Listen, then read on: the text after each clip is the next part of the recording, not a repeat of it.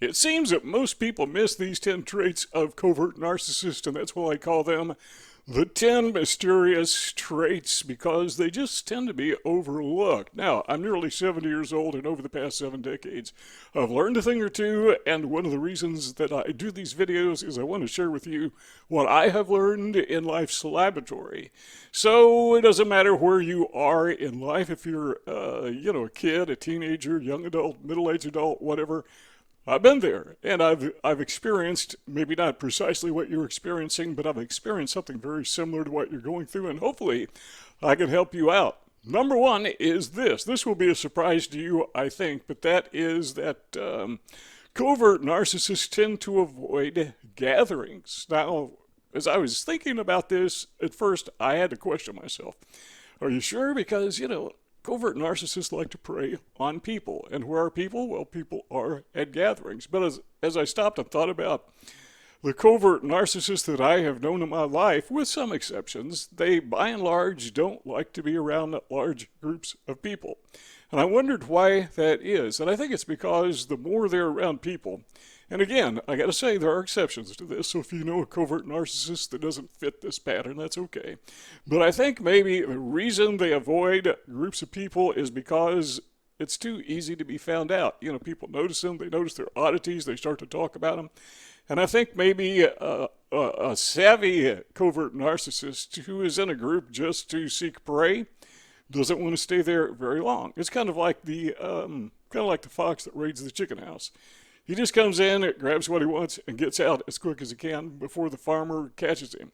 That's what a narcissist does when he gets in a social situation, particularly, say, for example, a church or maybe some other non-voluntary group, unlike a school or workplace, but a non-voluntary group where people gather. The narcissist will come in, sometimes not at all, but if he does come in, often he or she will just disappear. I knew a guy that came to our church when I was a pastor. Obviously, in my mind, obviously a covert narcissist. Fit, a psychopath. He fit, he checked every box, just right down the line. But he would come in. If we had a service, he'd come in, sit for a while, get up and leave. Sometimes he would come to church and he'd just kind of hang around the perimeters, never actually come in. Sometimes if we had a church gathering that wasn't, some informal gathering like a dinner or maybe a fix-up day, he would come in, show his face, and then take off. But he wouldn't say anything. He just vanished. He just disappeared. So they tend to avoid gatherings. Number two is they stay in their comfort zone, and by that I mean their fantasy world. Now, if you know a covert narcissist, in fact, you might want to do this. Just stop and think of the name of a covert narcissist or the face of a covert narcissist or somebody you suspect of being a covert narcissist and ask yourself this question. Where does this people mentally live? I mean, where they physically live, they probably live wherever they didn't live a few months ago because they tend to move around a lot. But where do they live mentally? Well, they live in a comfort zone, which is usually a fantasy world. Most narcissists that I know are not realists by any stretch of the imagination because they simply cannot be. For a narcissist to be a realist, he has to accept the fact that he is not superior.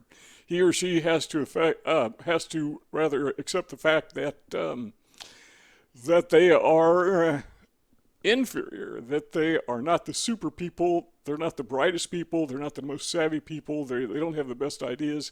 In fact, they are probably inferior. If they were to accept reality, they can't do that. So what they have to do is they create a fantasy world.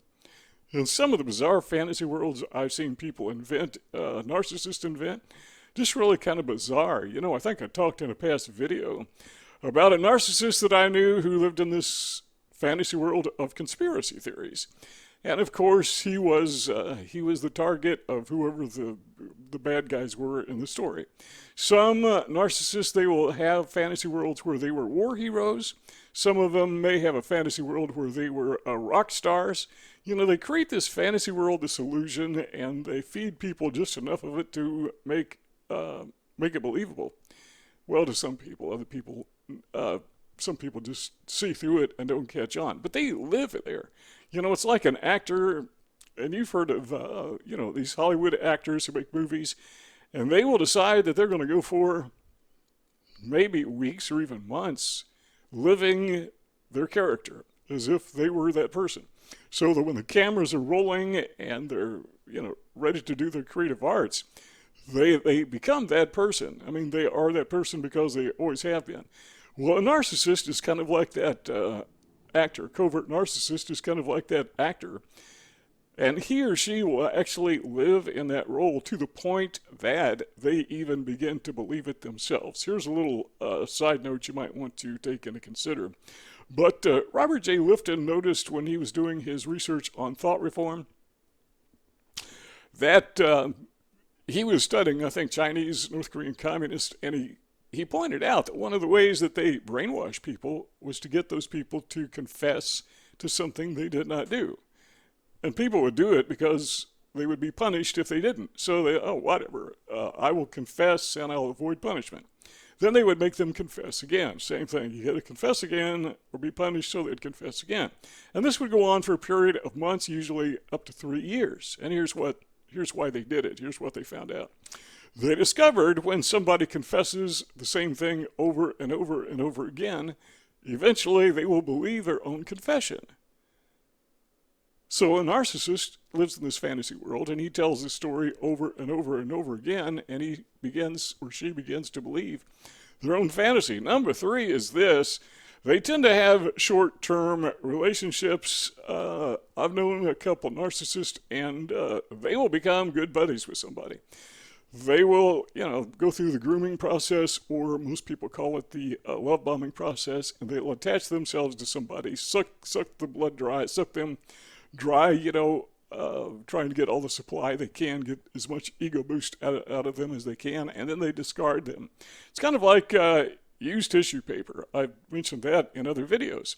So those relationships don't last very long. So if you are in a relationship with a covert narcissist, one of the mysterious traits you'll notice about this person is he or she is probably not going to be your friend for a very long time. Now, they may be a superficial friend for a long time because they've kind of got you in holding pattern. They're going to take advantage of you later when the opportunity is right. Number 4 is they pretend to be self-deprecating. That is, they like to play the part of being humble, and they're very proud of the fact that they are humble. So they like to, this is part of their mask, so that you won't think that they're part of being a covert narcissist, so that you won't think that they are over the top and never over themselves, that they are just personally think themselves just amazing, because they know sometimes they come across like that because, well, they're never wrong. Whenever somebody has an idea, they have a better idea. I mentioned in another video that if you're opening a cereal box, the narcissist will come along and take it out of your hands and open it for you because, well, they're better at opening cereal boxes than you are. That's just the way these people think.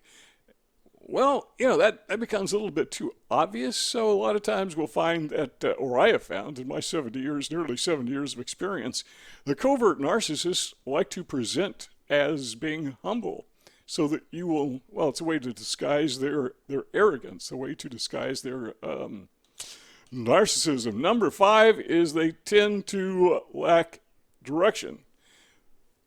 They just do. I mean, they don't have any foresight whatsoever beyond a few days, or so it seems. But, they can't focus on long-term projects. They can't focus on, they don't hold down jobs. Which, by the way, somebody doesn't hold down a job doesn't mean they're a narcissist. Could mean they are, they're autistic, and the two are just basically opposites. But still, a person who is a narcissist, covert narcissist, has a really tough time working because, well, he knows more than everybody, including the boss. So what does he do? He quits.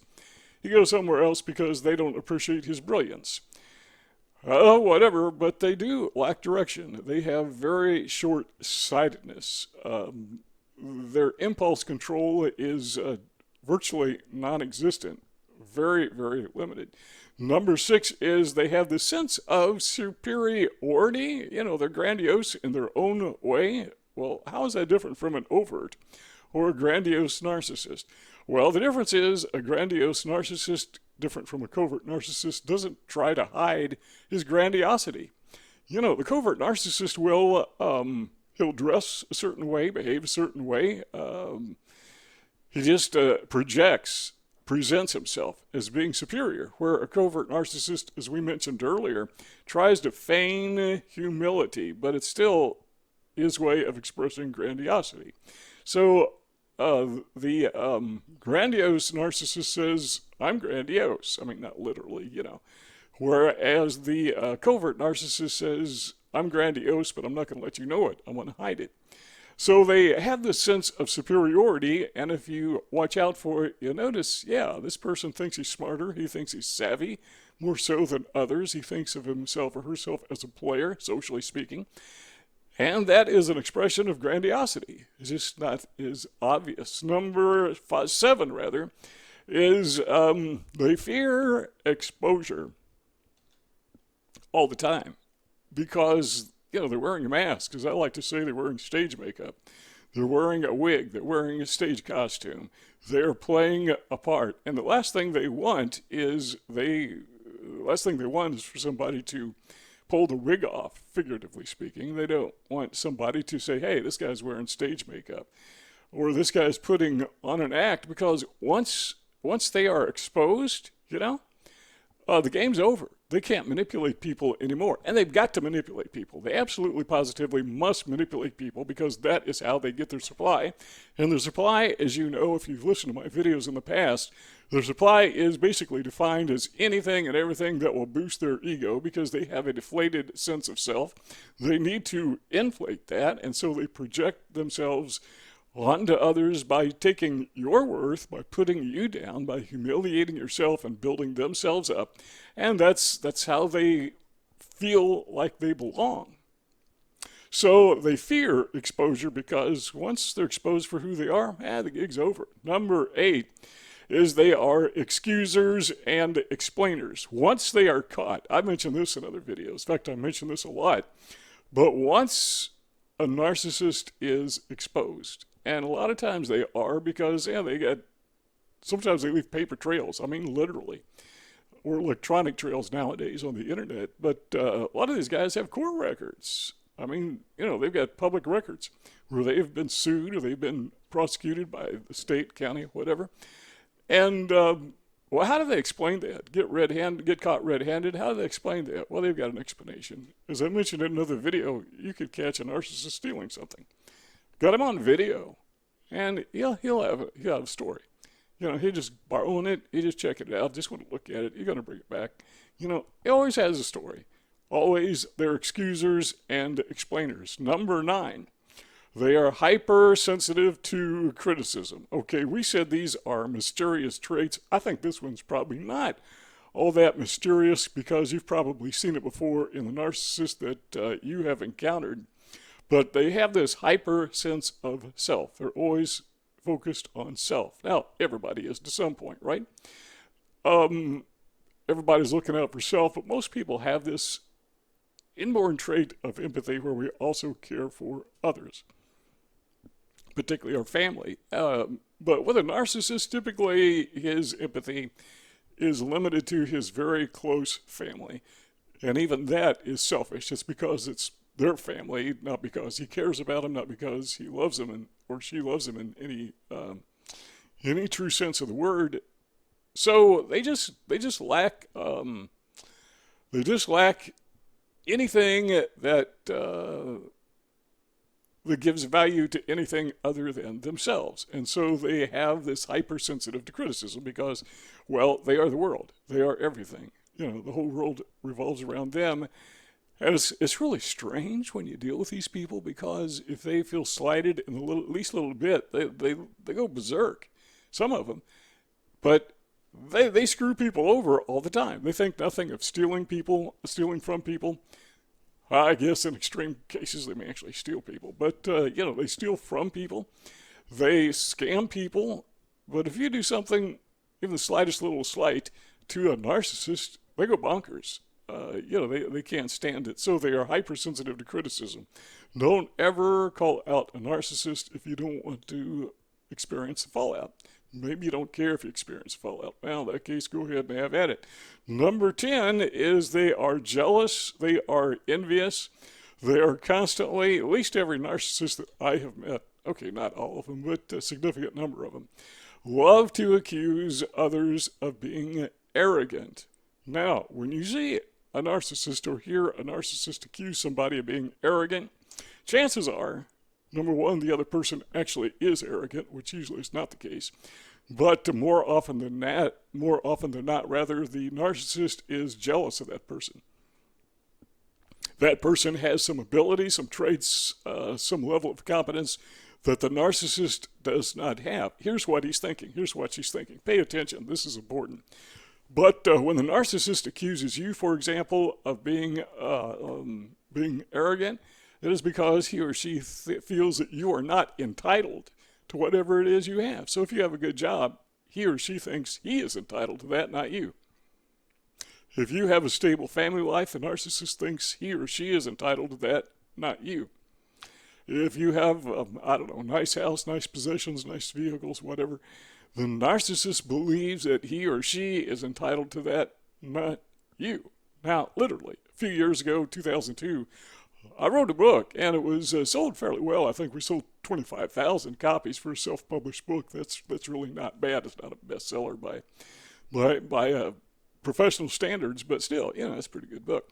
And we had some left over. Sales dropped, so we had some left over, and we had them warehoused in a warehouse, not locally, but not too far from where we live. And I had a narcissist friend who arranged to have them warehoused for me. How nice of him. I thought that was really cool. But he felt entitled to those, what we call remainder books. Those didn't belong to me. I wasn't entitled to them. He was. How is that possible? I don't know, but I do know this. He stole them. Guy flat out took them. And he sold them. There's a secondary market. I forget what you call it, but in the business they call it remaindering. And he just took them because he is entitled to them. He felt entitled to them, apparently, and I was not. I wrote the book. I paid for it. I had it published. I had it marketed. I did, I have to say that up until that point, I did a fairly decent job getting them out in the market. But they're gone. I think I got maybe 3 copies left out of, I don't know how many thousand were left over. It's the way these people think. And the reason I'm bringing all this up is because we need to understand that there's a lot of mysterious traits going on behind the scene in the minds and lives of narcissists. And you see those 2 rectangles on the screen. If you want our conversation to continue, all you got to do is click on one of those 2 rectangles. We keep on talking together, but if not, well, thanks for stopping by, and we will see y'all next time.